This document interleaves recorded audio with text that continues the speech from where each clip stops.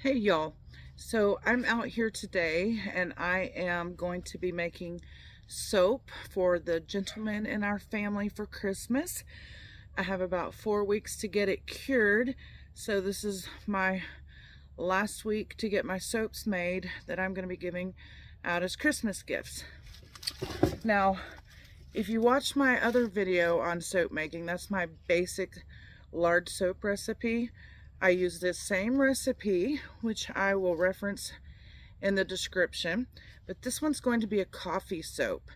I replaced my water with ice cubes. Basically takes 266 grams, which is about an ice cube tray full. When Tommy's left his coffee for the day, I fill ice trays with the leftover coffee and then I freeze it. So that's what I replaced my water with. It's the same amount of lye. Lye is here, and I use 133 grams of the lye. I'm going to be scenting it with this sandalwood oil and I also kept some of his used coffee grounds, and I'll be using a tablespoon of his used coffee grounds in this recipe. You don't want to use a whole lot of coffee grounds because they act like pumice on the skin and can be very rough if you put way too much. So I have already measured my lye, my 133 grams of lye, and I already have my ice cubes here, my coffee ice cubes. I could not find my goggles. I have on my gloves, but I'm just going to put it way away from me. I'm going to go ahead and pour my lye into my ice cubes.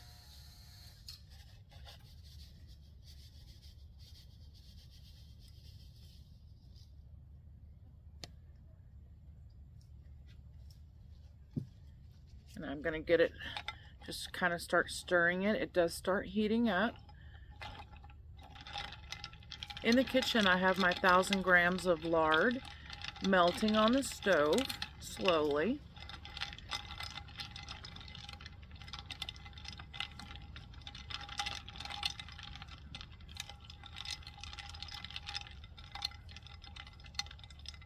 Let's see what temperature it is just within the first few seconds. Let me stand up.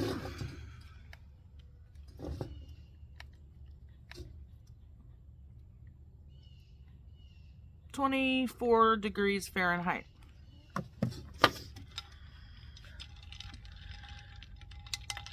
When you're using anything besides water, the reason we freeze it, A, to preserve it, but B, so that it doesn't heat up and cause that volcanic effect. So I'm just going to keep stirring this until the ice cubes are melted and get this ready.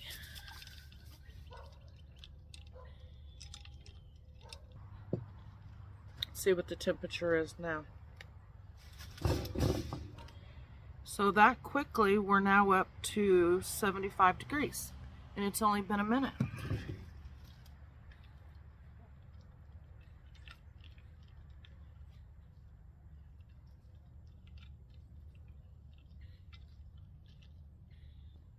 You want to make sure that all of your lye is dissolved.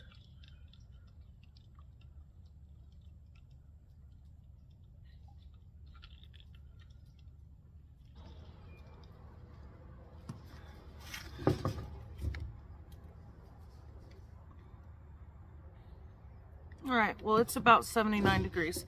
So I'm going to set this aside and go check on my oil, my lard, and hopefully we can get these two mixed really soon.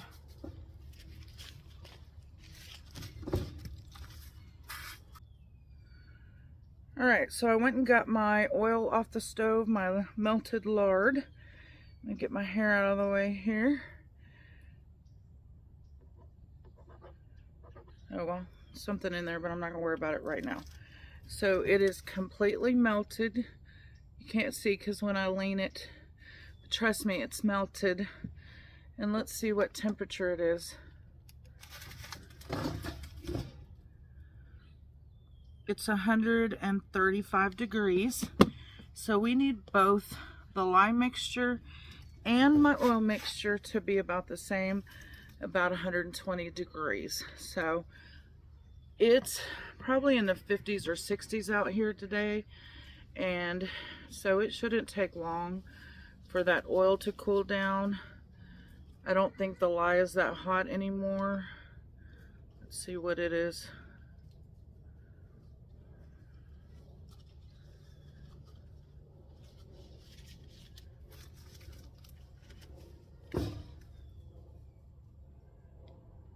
It's at 78 degrees, so we need them both to be about the same temperature. So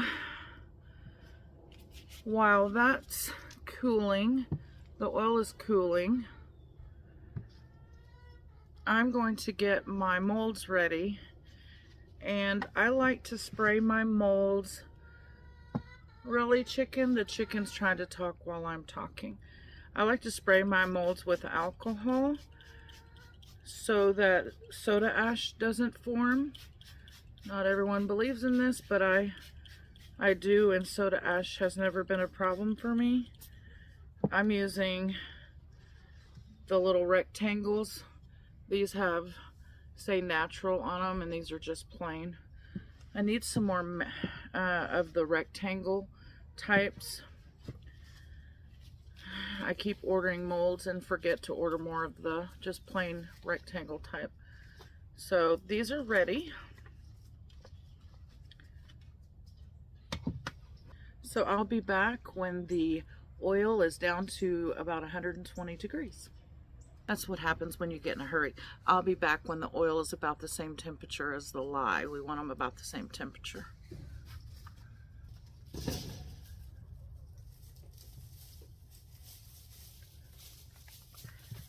Alright, now that they're about the same temperature, I'm going to go ahead and pour my lye into my oils.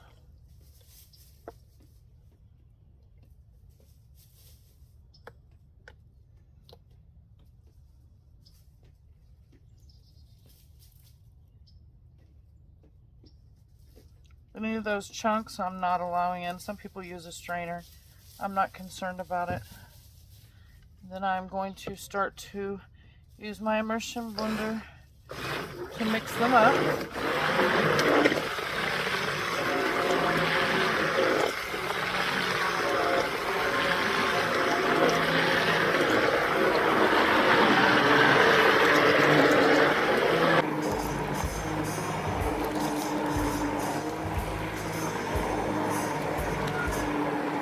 Sleigh bells ring, are you listening? In the lane, snow is glistening. A beautiful sight, we're happy tonight, walking in a winter wonderland. Gone away is the bluebird, instead is a new bird. Sing a love song while we stroll along, walking in a winter wonderland.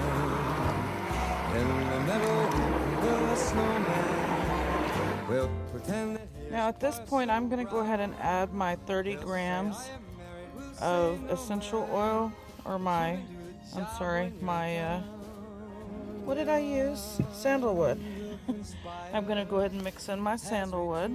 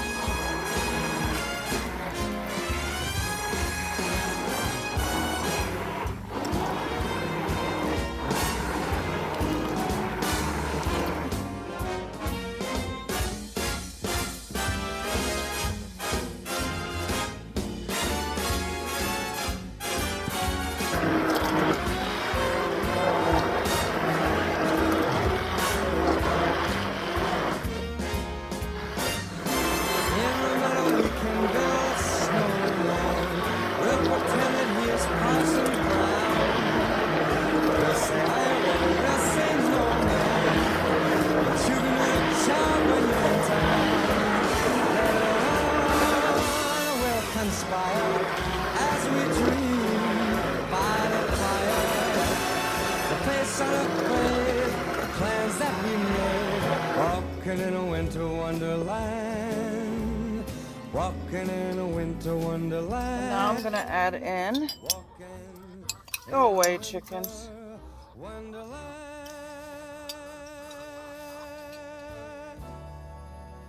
And now I'm going to go ahead and add in a tablespoon of coffee and get that mixed in.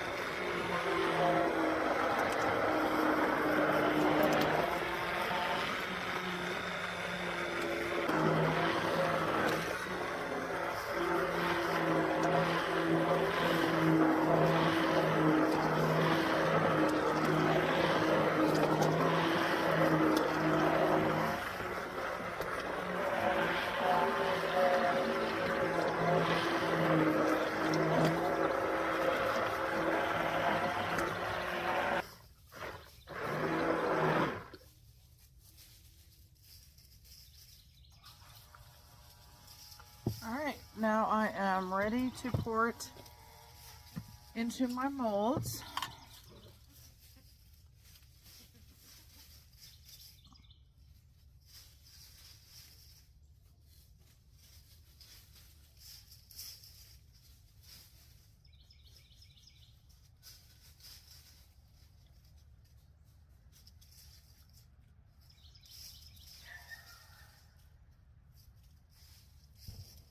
And just like in my other video, I have preheated my oven to 170, and this will go in my oven to forced gel stage.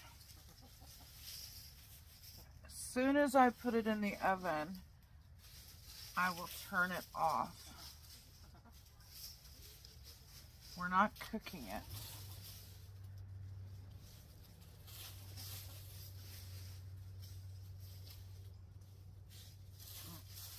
Another mold.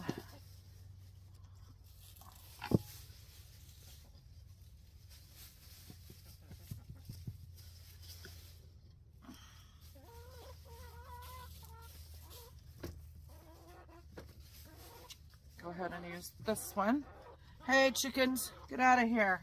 I'm busy.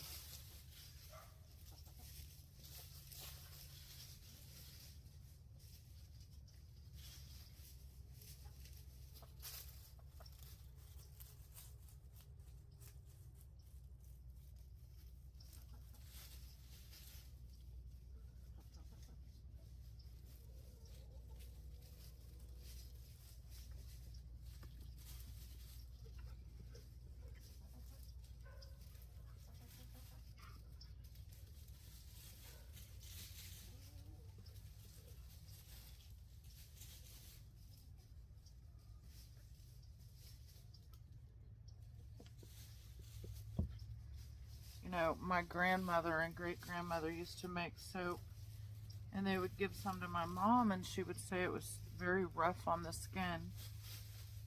And I can only imagine that they must not have let them cure. I'm not sure what process they used. They would have used lye, just like soap is made today. But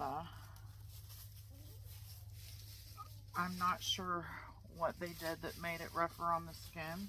But if you buy soap in the stores today, it was made with lye. That's how the saponification works. So, yeah, I'm not sure what my ancestors did that made lye soap rougher on you, but this is very gentle to your skin. I have sensitive skin and do not have a problem with any of my lard soaps. So now I'm going to go get these into the oven, and I'll be back tomorrow to show you guys how they have done. They should be ready to unmold by tomorrow. Okay, well, it's been 24 hours. I have unmolded my coffee soap, as you can see. If you want to compare it to just the normal lard soap, can y'all see that it's just slightly different? This one's beigier, and then you can see the little flakes of you can see the little specks of coffee in this one. So there's not a whole lot of difference. Of course, the scent is different, but these are going to be more pumicey with the coffee added to it. If you want a darker color like coffee, you would add something like cocoa powder to get a darker, to get a brownish color. But for the purpose of this video, I just went with adding the ice cubes and the coffee grounds, just to keep it as simple as possible. I did find some cute little kids soap molds to make my kids soap tomorrow. Here's a animal one, and I'll be using orange scent for that, orange oil. I have slept since yesterday, so I don't remember everything I said, but I just wanted to show y'all how I make some of my soaps. I will put the ingredients in the description, and if you have any questions, leave your questions in the comment section below, and I will be happy to answer your questions. I hope I'm keeping these videos on how I make my soaps as simple as possible. It's kind of hard to make something and not burn yourself with chemicals and talk at the same time, as well as see if there's a correct camera angle, so bear with me on that. But anyway, making soap is not difficult. It makes a great Christmas gift or birthday gift, or just to keep some for your own stash. So thank you guys for watching, and we'll see you on the next video.